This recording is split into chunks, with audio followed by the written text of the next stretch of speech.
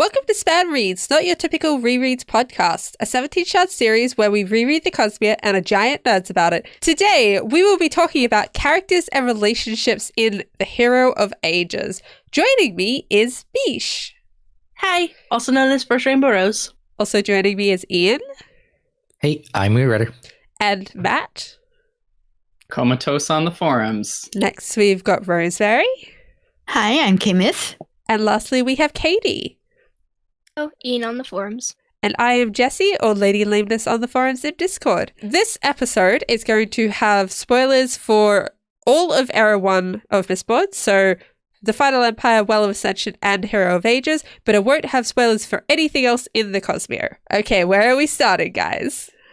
I mean, we have to start with Elend and Vin. Yes, Yeah, yes. I feel like that's correct. Oh, the gush of the... Honestly, I think that it may be the sweetest thing that Brandon has ever written, is that scene in the ball where Elend goes, "Oh, I've got an idea." And then he shows up and he's reading a book. And yes, it's Elend's character to be a tease like that, but it's also sweet that he remembered well enough to know the exact book that he was reading at the time. And just the dedication is so flustered. She is. Like, I should be mad, but damn it. Yeah, it's just like, that's so romantic in a I'm going to make my wife want to kill me sort of way. I was like... Which, to be fair, based on most of the relationships I know, that level of teasing is realistic for that's something that Josh would do to me without even batting an eye. And then we would have to stop dancing if it were me and him, because he'd be dying on the floor laughing, because it's just so real of a moment that I love it. Like, there are so many good, like the scene where like she shows up in her dress and like Elend is like, what, like you did not get this from like a maid in the camp, and Vin's just like, we Mistborn need not make sense, we are mysterious creatures. He's like, I'm a Mistborn too. What'd you say, Kadie? She stole that line from Kelsier. She did. Yeah. Mm-hmm. I mean, who doesn't want to shamelessly steal lines from Kelsier? He's very quotable.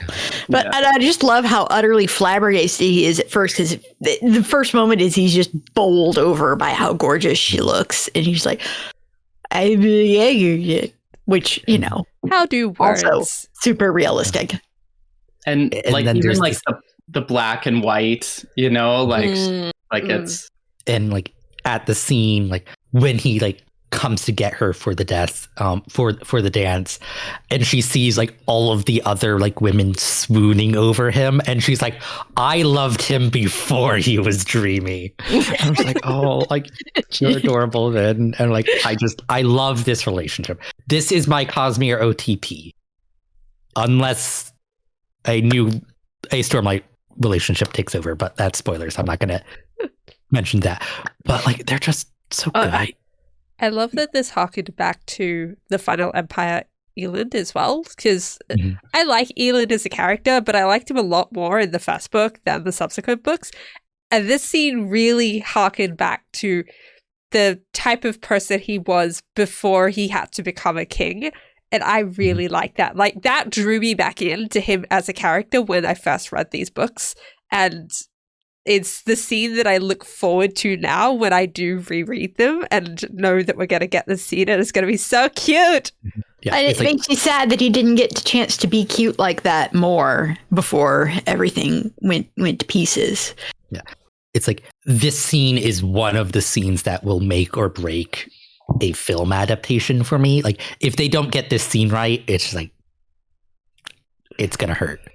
Yeah. And it's interesting that you mentioned like more of like that Final Empire Elend being brought back, because both Elend and Vin like come to like realizations about like the duality of themselves. Like Vin with like, oh, I can be the Mistborn of the streets and the noble lady at the ball. Elend is like, I can be Elend the man and Elend the king. And it's like playing with that duality. Like Sazed also sort of deals with this, which gets into him becoming Harmony at the end. nice like leitmotif of a theme running through the book.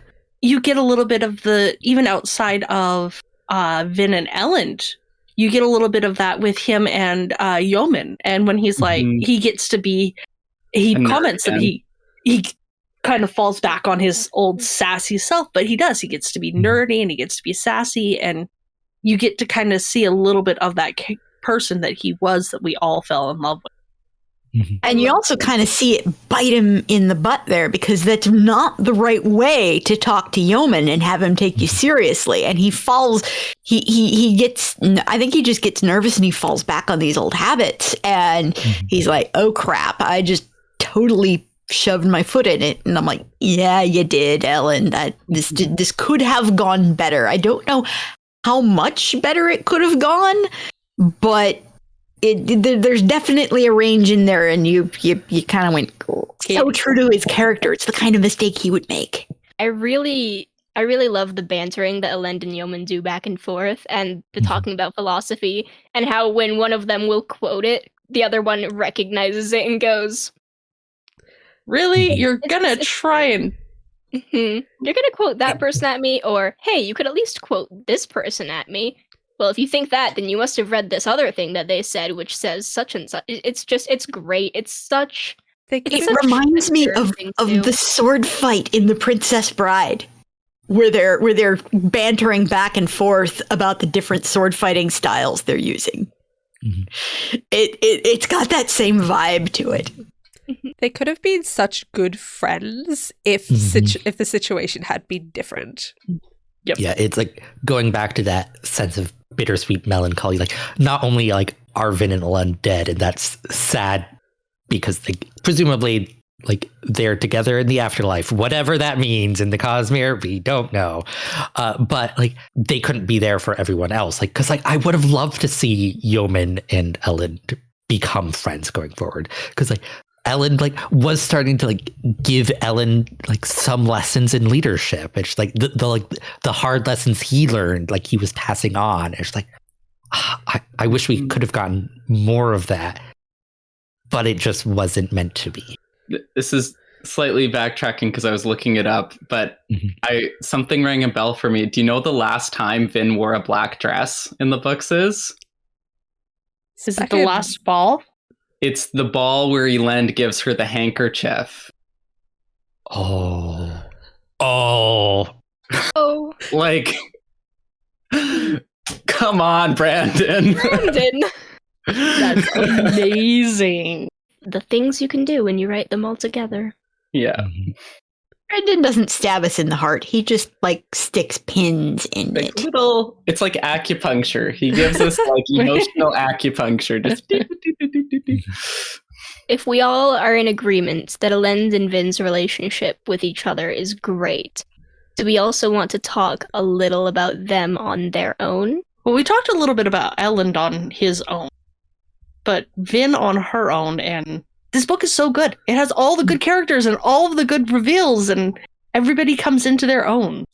They definitely do have to stand on their own a lot because they're separated a lot in this book. I remember it wasn't this reread, but the previous one where I had actually been kind of anxious when Vin was trapped down in the caves because I couldn't remember whether she and Elend were in the same place at the same time again before she ascended. And they got those few moments together, and it wasn't much, but it was enough for me to say, okay, like they did get to see each other one last time before she goes off and does the crazy thing. They get to say goodbye to each other. But attending the ball, I think, is their last as themselves, like as Vin and Elend. Like from that point on, they're like being the heroes. Yeah, because like in a lot of ways. Elend like has the great line. It's like, there has to be a balance, Vin. Somehow we'll find it. The balance between who we wish to be and who we need to be. But for now, we simply have to be satisfied with who we are. Such a good quote. Brandon. He's so good. I do love Vin, how, especially, I think one of the issues people have with Well of Ascension sometimes is how some of Vin's internal conflicts can make it feel very... that I think that can lead to some of the feeling of dragging because she is doubting herself so much and is so back and forth, right? And so it's so satisfying how confident she is in this book. Yeah. Like she really owns and is like very, even when she's having her doubts about like what Ruin's plan is or can she do this, she's really, there's been a real level up in terms of her comfort in her own skin in this book. And it is pretty consistent throughout. She's kind of allowed to be who she always had the potential to be since book one, and it's really cool. She's done the emotional work to, well, Brandon's done the emotional work with Vin to be able to take her from being an internal conflict issue to giving her the external conflict, and that being the primary issue for her, and her not having to work through the internal things anymore. Like Brandon did all of that background work to get her into this place. And on the ball scene, in the last episode, we were talking about all the callbacks in this book. She owns a confrontation with a cousin of Shani, Lariel. And so that's harkening back to her first, when she sees Shan and Shan is perfect. And she's like, oh, your hair looks like you have a disease and you don't fill out your dress, and playing on Vin's all of her insecurities, right? And then she walks up and she can't walk up to Shan. Like if Shan had survived, she would have been at that ball. Absolutely. Like there's no question. But having Shan's cousin there and Vin going up and being like, I'm confident, I'm hot stuff, and I could kill you all if I wanted to, was just like so she good. over delivers on her intent. She really just wanted to kind of shake things up, and instead she winds up with this little flock that attaches to her, and she's like, oh, well, okay, I guess that worked. Yeah. Which kind of parallels with, like, Elend also deals with a blast from the past in that scene with Teldin, like, who was one of his good friends, and just seeing like how they've grown in very different directions. Elend like isn't the same man that like Teldin knew.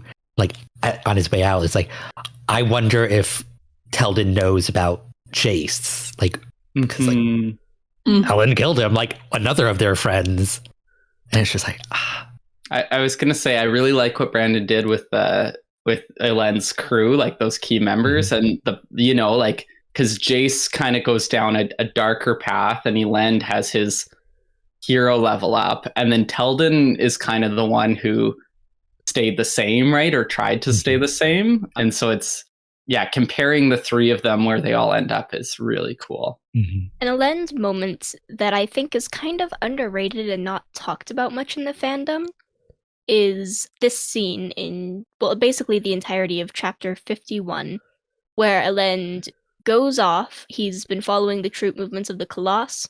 He goes off and saves a village from them. It's a lot of fighting, and he's just fighting a lot.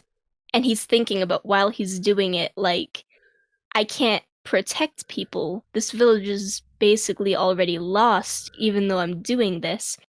And it's also the scene where there's kind of a lore moment of like, this is really weird, why can't I take control of these? Oh, and now suddenly I can take control of them. Did the Inquisitor leave? Was there an Inquisitor? This is weird. There's that. But what I found more interesting in that scene is kind of the character moments, and where he's thinking, and he's just like, I can't. He's kind of moving towards that moment of despair in the ash that he has a scene or two later. And at the end, someone asks, like, oh, you're the Lord Ruler.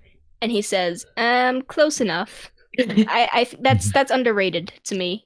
That's a cool moment. It is, because it is such, like, Elend and Rashek kind of, like, approach each other from alternate, opposite directions. Rashek wasn't that great of a dude to begin with, like, but, like, he had, like, this noble cause he was trying to do. And Elend was a fundamentally good person, but like he needed to be willing to do like the harsh thing. So it's like,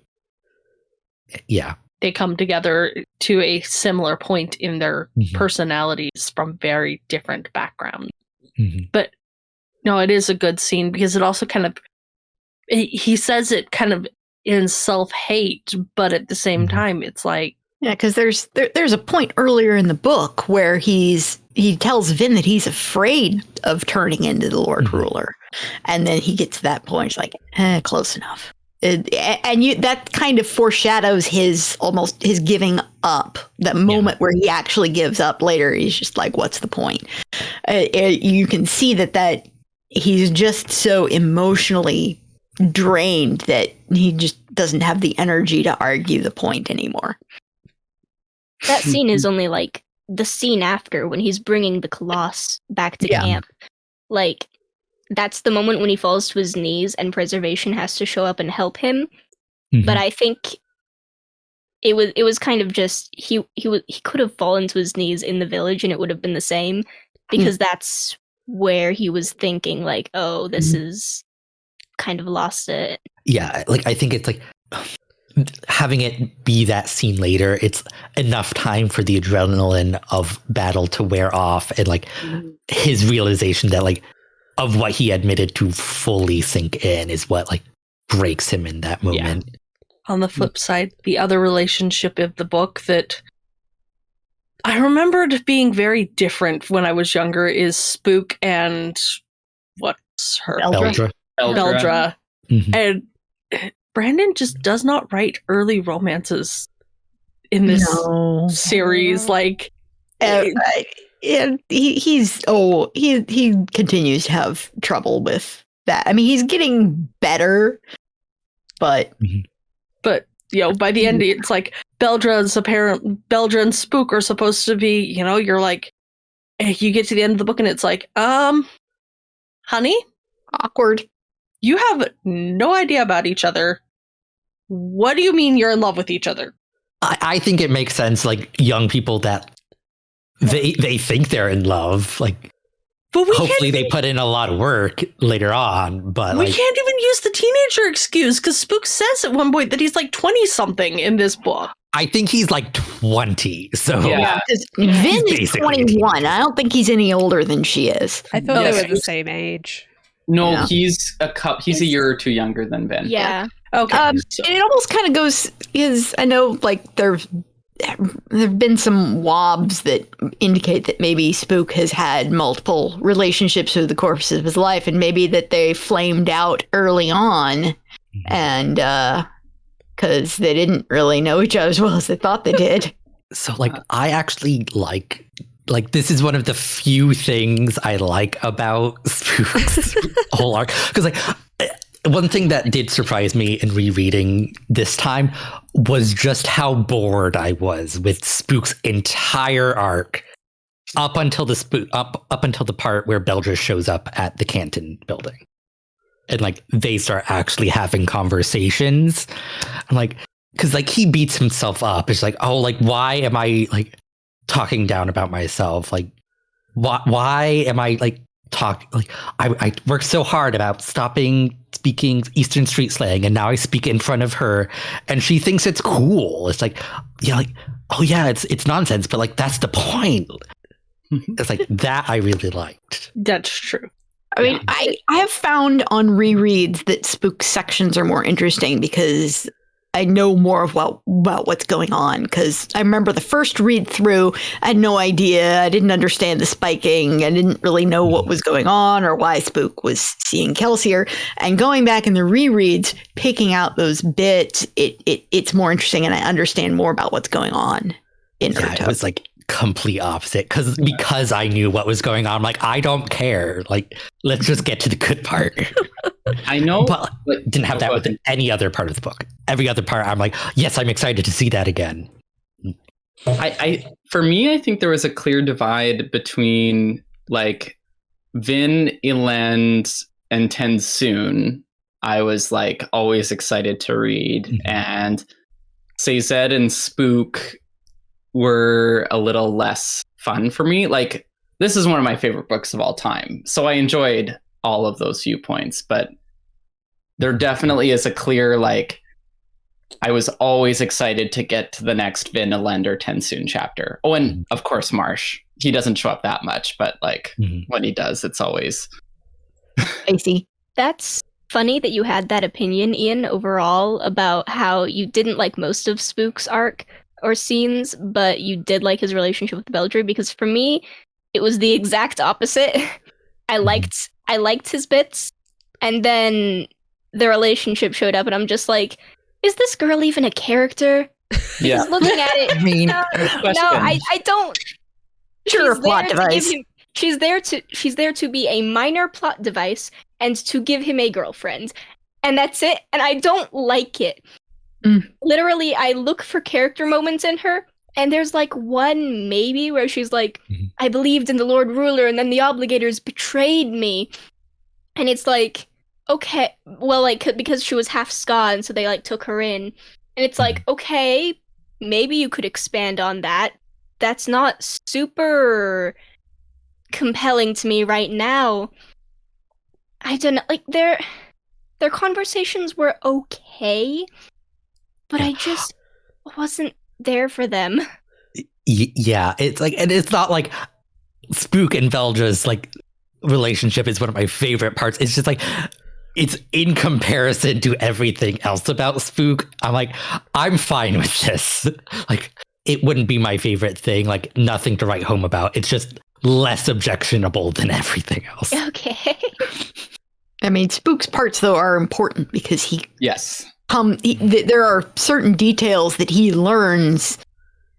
I mean, he is the reason why Marsh knew to rip out Vin's earring. Yeah. No, you can't cut them out. And they give nice, like, that is where you get the crew feel this book for the most part, right? Because Vin and Elend are kind of off doing their own thing. And so that's where you get like Sazed, Bree, like that's where the crew comes in, is in Spook's arc, which is appropriate, I think, because then Spook starts as this kind of outlier in the crew in some ways, like the junior guy, and then he's stepping into Kelsier's shoes a little bit. So that is kind of cool. Yeah, and it's like, I think my issue is 100% Sazed making him a Mistborn at the end, because like I feel it ruins like Spook's entire arc. Yeah. Well, and even like the Mistborn thing, I'm just like, why? Like, especially when it was like Kelsier said so. Because Kelsier was always very fond of Spook and said, hey, do this thing. Genes? Gotta keep those in the population now that we've got like 100 people left. You've got to have some hundreds of thousands still alive. And I mean, I think he probably made him the bare minimum amount of Mistborn they could possibly be and still be Mistborn, so that they did not get more or something. I don't know. Didn't he make him was it an Elend level Mistborn? No, he was reduced strength. Right, like, reduced strength. Normal. For me, like, Spook's entire arc was about how he didn't need extra medals. Like, he didn't need the pewter to be the hero. So it's just like, you don't like it was just like not necessary. It's like, he survived the apocalypse. The girl he likes is open to being wooed by him. Like, really, did he have to be Mistborn too? No. And the other thing, it's like, even his arc with the tin, he becomes a savant because he's like, I need to be useful. I need to like be as good with tin as humanly possible. But then the twist is it's actually his weakness caused by the savantism when he stops burning tin that's able to give him one of his big hero moments, right? So I totally agree. It's kind of a tossed in like 360, like, oh, and by the way, you're Mistborn. Happy you. I feel like, though, that this is just one of those Kelsier's bad ideas thrown in at the end, just enough to make the readers go, wait, Kelsier said what? Ain't he dead? Yeah. I really wish that had just been slipped in somewhere else. That moment, like, there were other places you could have slipped in a wait, Kelsier? There were. And I've always loved Spook becoming a Mistborn, because it's like he struggles and he tries, and in the end, he gets what he wants, and we don't get to see it, but he has worked hard enough that it will be something that he values. He'll truly appreciate now being a Mistborn, because he has struggled so hard with not being a Mistborn. And when he finally accepts himself for what he is, he gets what he wants. And, it's a common enough trope to see that happen. I don't know. I think I like him being a Mistborn. Like, for me, it just reads like he whines about not being a Mistborn for 3 books, and then like they just make him a Mistborn, and it's just like, why? Like, we just established he doesn't need to be Mistborn. Like, another piece of the puzzle is that someone, it's like him getting changed into a Mistborn marks him as a potential leader, which is how he ascends to being the Lord. But also is like the fact that Sazed does it without asking Spook first is like, that's sketchy. Like, I hope you don't mind. I'm altering your spiritual DNA. Yeah, because like it would have been such a good character moment for Spook to say, like, for Sazed to offer, like, hey, I can make you a Mistborn, and for like Spook to turn it down. It's like, no, like, I don't need to be a Mistborn to be a hero. That would be and it's just like a missed opportunity. And we get that. Ha ha ha, missed. The other thing, I'm just thinking of this now. I'm not sure if I would have actually have liked it at the time, but just like thinking of parallels, if instead of just making Spook Mistborn like out of nowhere, they had made like the surviving members of the crew Mistborn as a group, it would kind of echo back to like Rayshek's first Mistborn. And as we're kind of like starting over, because the crew are like, like the ones who made it out of the ashes, so to speak. That's basically Spook, Ham, and Breeze. That's it. Yeah. I mean, Allrianne might be in there too. Does she count as part of the crew?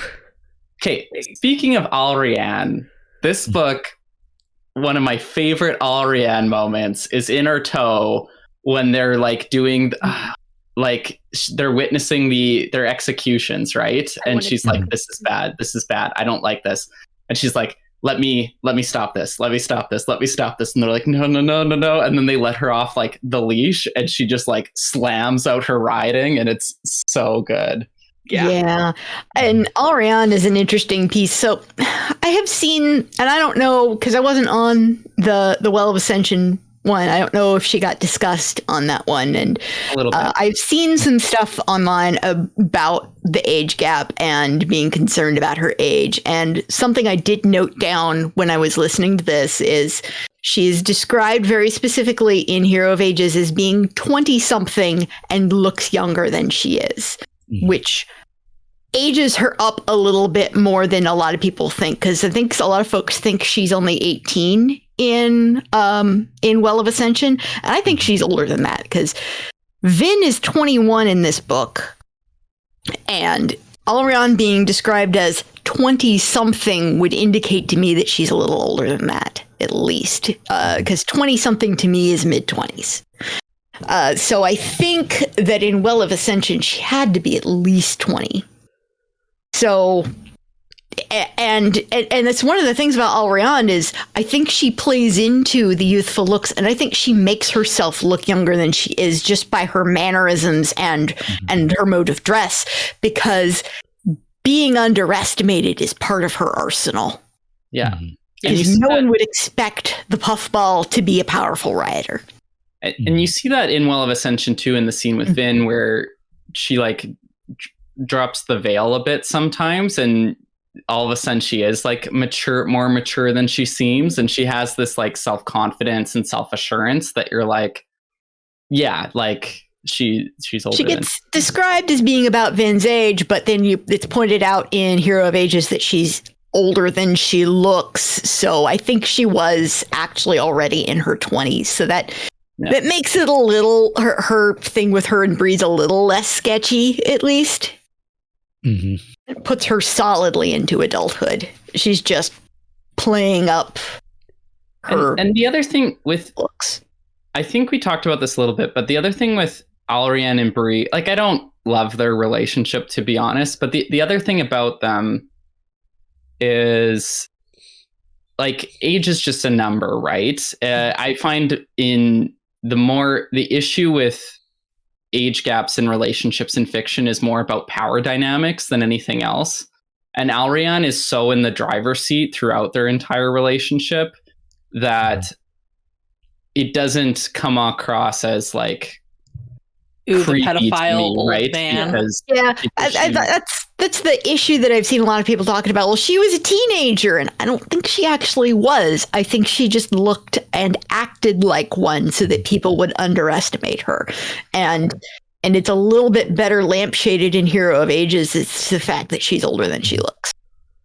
Like, I can't remember if it's in Hero. Like, does she get a viewpoint in Hero of Ages? Yeah. Or am I just? I think so, doesn't she? Yeah, because like. In Hero of Ages, I don't recall. don't think so. Yes, she does, because I remember in Hero of Ages is when she thinks to herself that getting Breeze to sleep with her was a triumph. Yeah, like that's the thing. It's like she seduced him, like definitely. Like she used all of her emotional like knowledge to like crack that nut. Yeah. Because he was always worried that he would accidentally influence someone to be with him. So yeah, she really had to get around the fact that like he was worried about that with her to begin with. Which is so interesting because you have Breeze who like avoids relationships because he doesn't trust himself to like let people have their free will, which is a very interesting conflict with his whole philosophy he espouses in the Final Empire when he's like, oh no, you still have free will. I'm just wearing a low cut dress, or, you know, like I just have an advantage. But it shows he does kind of know his power and is worried about infringing on people's free will with it in the romantic arena. But then you have Allrianne, who is blatantly doing exactly what Breeze is worried about doing to him. And counteract the fact that he's worried about doing it. Yeah. And so you like, there's almost more of an ethical thing from Allrianne's perspective. Is this a healthy relationship if they're both manipulative creatures, and in the end I think they kind of deserve each other on multiple levels, but they're so cute. Like the relationship, yeah. But I do like seeing that crack into Allrianne, how angry she gets during the execution, and how much she can't stand that these people are about. Breeze has to tell her to knock it off at one point, doesn't he? That's one of my favorite moments in their relationship is when Sazed starts getting mad and he hears Breeze go, Allrianne, now's not the time. And he looks over and she's crying. And I love that Breeze says that and kind of understands her in that way and knows when she's pushing out and rioting. I love that moment. I think they work really well together. I like them together. I don't know. And yeah, I definitely would agree that from the perspective of, is this relationship okay? Allrianne is not completely, like, she's not some child to be worried about here, I would say. I would say that both of them are probably fine, but if we're going to be looking at one, we should look at the other as well. Anyway. And I'm not sure that Allrianne has been a child for a very long time, because she was raised in noble politics. And I mean, I'm sure she was, 14 going on 30 at one point. Well, and not even just noble politics, but with a dad like hers, he comes across and he's very manipulative and he's very set in his ways and his thinking. Although my sense was Allrianne always had set wrapped around her little finger. She knows how to manipulate her dad. I mean, I'm sure the writing helps. But and he does say she hasn't been young in a very long time, and I do not think she was a teenager in Well of Ascension. Yeah, and Set mentions that she's the first Allomancer born to their family in centuries. So that would have been a lot of pressure on her to you have to use your abilities to help the family. It's you're the only one we have of the blood. What other relationships? Or characters?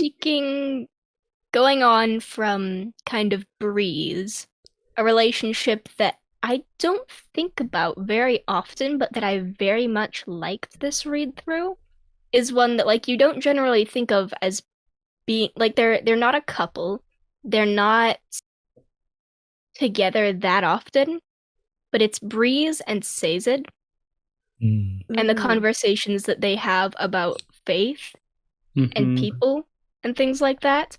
They had a few of them, and it kind of makes me wish that they'd gotten like one more conversation after Sazed ascended. Where Breeze knew that he was okay, because Breeze definitely knew there was something wrong, and he was like, "You're not all, and trolling him to try to figure out what it was, so he could try and fix it, but he never quite understood it. I think Spook got a lot closer to figuring it out. Another key relationship that we didn't get a lot this book, in my opinion, is Ham and Breeze. They're like, because Ham is with Elend the whole time, and Ham adopting Set as his annoyance target was just brilliant. He's like, "Oh, you can't move unless someone carries you out, right?" Yeah. Well, and it's beautiful, like, characterization, because the reactions of these two characters to everything are so dynamically different, and it's such a beautifully subtle way to represent characterization of Breeze just okay, what do we have, versus Seth that's like, if you talk, I swear to the Lord Ruler himself, I will murder you from this chair. And the funniest thing, like, no, you won't. Yeah. And the funniest thing is, if Breeze knew that Ham replaced him with Seth, he would be like, I think a little heartbroken. and later on, it'd be like, no, Ham would be like, no, he was a poor substitute, and mostly I was doing it to annoy him. You, I think, secretly enjoy it. Yeah. And Breeze would be like, of course I don't. You're an idiot or whatever, Like, secretly enjoying it. Yeah. Like Elend like has the observation, like, because like he sees like Ham is kind of down for most of the book, like until like he starts having those conversations with Set, and like Ellen's like, oh, like he needs that, like he needs to be able to like bounce ideas, someone to annoy them. But like, I also love the scene where like Ham reaches a conclusion. Like, he stops asking the question. Is like no, we shouldn't attack. Yeah. Ham tends to fall into the background a bit with the crew, because he's kind of like, I love Ham. I'm a huge Ham fan, so don't take this the wrong way. He's like one of my favorite crew members. He's a little bland. Like, he's a little like, I'm the meat and potatoes guy who's like, just kind of a great all Luthadelian soldier guy who's doing my thing. I do like that he still got some moments this book, even if I'm sad that him and Breeze didn't really get their fun scenes together. And his wife survived, so that's good. I would have been so if they had killed Ham's family after all this. Like, no, he deserves his happy ending. I mean, so did Vin and Elend, but oh well. Although some people think their ending is happy, so I mean, at least they were they were together in the end. At least as far as we know from what Sazed told Spook at this juncture in time. But also, like, Elend basically being her champion, and it's like the fact that like she was able to get through him, like through like their pure connection, like husband and wife, like they're like just like they're so good. I love them. Lock and key. We haven't talked about TenSoon much. Yeah, I was just gonna say, when we were talking last episode about missed connections, TenSoon and Vin never reuniting is like one of the more tear-jerking things for me in this book. Yeah, especially like when he's running, like he's the horse and he's like running to try to get there and he doesn't make it. Mm-hmm. Yeah, and some of you who are watching this will eventually see us talk about this again because we did not film these in order. You'll understand later. But so yeah, that was one of the things that really hits hard is that TenSoon tries so hard to get back to Vin and he never makes it. He never gets to see her again. And it's sad. Brandon has commented that like he tried to have them meet up again and it just didn't work in the story. No. And it's just like Sometimes it just doesn't. That's one of the things that I love about it is because it's kind of real world. Like you try and you try and you try, but sometimes it just doesn't work out. Especially when so much of this book is like Providence working out. Having like the one or two moments where it doesn't, I think are really important because it makes like having the TenSoon never gets back to Vin makes like the Marsh just happening to know that thing he needs to know to be in the place of at the right time more satisfying. TenSoon never got to where he wanted to be, but he ended up where he needed to be. Yeah. Not a relationship, but a character that I was really impressed with on my reread this time was Yomen, and just how he fits as a villain, particularly compared to the other villains we've had in this series. Like we've had the Lord Ruler when he was big and scary and we knew nothing about him except that he was big and scary. And then we've had absolute worst person ever, Straff Venture. But Yomen, I wouldn't say was a bad person. And No, not at all. He was so almost down to earth and he just thought through things so clearly and was just such an interesting villain because of it. He was just very different to who we've had already in this series. Yeah, you can't hate him because he's, you know, at the core, basically a good person trying to do what he thinks is right, which is usually what you get in real life. He's so realistic. And like he's interesting because like he's the first character who is like a true believer in the Lord Ruler. Like, yeah, other people like, yeah, like he's God, but they don't believe in him the way Yomen did, which is like his like whole thing. Like Vin observes like you need me to like you need to figure out like my place in your theology. Like I killed the man you thought was God. He does think that Rashek is out there somewhere, but like he also is like, well, the survivor died and people believe in him. Like, why is it so strange that I still believe in the man who was our God for 1,000 years? It's like, I really love Yomen as a character as well. And I think he was really necessary in this book because the villain, the main villain, Ruin, is this like cosmic force of destruction. So I think having a very human villain and like one of the more human villains we've seen helped balance that a bit. And Yomen's like the first villain we've had where hypothetically you wouldn't need to fight. Like you could like talk it out with Yomen if you had the time and the world wasn't ending. Yeah, he's a good foil for Vin and Elend in that he challenges their beliefs and makes them actually have to think through what they're doing. Yeah. Cool. Anyone else want to bring up anything? I have one minor character description thing. Apparently, Vin usually wears her hair in a ponytail. Like, this is something I've missed. Like, I don't think anybody does it in their fan art. Nope. I want to see Vin in a ponytail. I mean, it makes, when she grows her hair after, I'm assuming after she grows her hair out, but it makes sense because like if you're flying through the air at all these weird angles, you wouldn't want like a head full of hair like flapping around in your face. To be fair, I think most fan art pictures her with shorter hair, and most people don't think about her growing it out for 2 years. Yeah, well, it's the like haircut.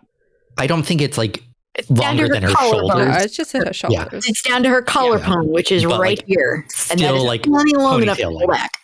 Yeah. Yeah, It's just like there's a line about how like she usually that's her normal hairstyle. I'm like, I don't think like this has imprinted in anyone's brain. Like anybody who has read this has immediately forgotten that line. Fan artists, take note. Ian wants to see more fan art accurate to the books. Yeah. I remember the first time I read this, I don't know why, but the aesthetic of like Vin's hair journey in the 3 books was really fun for me for some reason, because she has like the cute like little cut with just the wings and the barrettes. And then book 2, I think it's kind of like chin length-ish, like how she's most commonly drawn, I think, is her book 2 hair length. And then book 3, it's a little longer, kind of just down to the shoulders. And I've always kind of liked that her hair levels up with her. Every book. One very minor thing, just like one line that I kind of want to go over. I don't think there'll be much discussion, but building off of last book, we talked about Marsh and Sazed's relationship. This book, there's just one line in an epigraph that's talking about like Hemorrhagian and Inquisitors, and how like the Kandra could resist a little more because they didn't have as many spikes, but the Inquisitors couldn't. And Sazed goes, it would take a man of supreme will to resist even slightly. And the epigraph ends, and it's like, yep, I know what you're saying there. Marsh had more spikes than any other Inquisitor. And he still did it. Yeah. And even the tie-in with that is when Marsh is first introduced, his like stubborn like iron will is like one of his like key character attributes. Yep. There is going to be conversation because like that made me think of something I've never considered, that the reason why Marsh got so many spikes, because like maybe like Ruin just wanted to make sure like at least one Inquisitor got all of the spikes, got all of the abilities. But like he got so much more, probably because he's so strong-willed. Like Ruin needed that many to be able to control him. And it also pleased Ruin to use Kelsier's brother as his primary tool, I'm sure. Yeah. Mm-hmm. Although I'm not clear Ruin had that much animus against Kelsier, because I think Kelsier kind of slanted more towards Ruin, like during his life.